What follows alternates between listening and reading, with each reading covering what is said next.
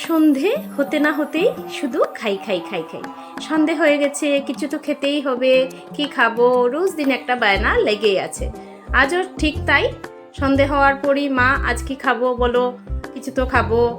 বললাম আমি হরলিক্স বানিয়ে দিচ্ছি, এখন আর আমি কিছু পারবো না, তোমাকে কিছু করতে হবে না, আমি এগরোল বানিয়ে নিচ্ছি। বললাম তুই তো প্রায়ই বানাস, যা বানিয়ে নে। তাই ও ওর কাজে লেগে পড়লো, আর আমি ভাবলাম একটা ভিডিও করে নিই, তোমাদের সাথে শেয়ার করব। আর আমার ভিডিও তো রান্নাবাড়ার অনেকেই দেখেছো। আর এই দেখো আজকে আমার মেয়ে করছে, তো ও খুব খুশি। এই দেখো এগরোল করছে একদম দোকানের মতো। বললো মা একদম দোকানের মতো বানাবো।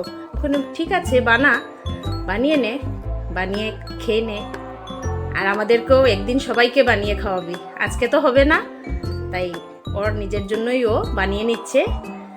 আর ভিডিওটা কেমন লাগলো জানিও, যদি ভালো লাগে একটু লাইক শেয়ার করে দিও। এই দেখো স্টাফিংয়ে বাঁধাকপি, শসা, পেঁয়াজ, ধনেপাতা, এরপরে একটু ব্ল্যাক সল্ট, একটু চাট মশলা, তারপর তো টমেটো কেচাপ তো দিতেই হবে। ওগুলো দিয়ে ভালো করে রোল করে, বেশ আমাকেও একটু দিয়েছিল, খেয়ে দেখেছি, বেশ ভালো বানিয়েছে, একদম দোকানও ফেল।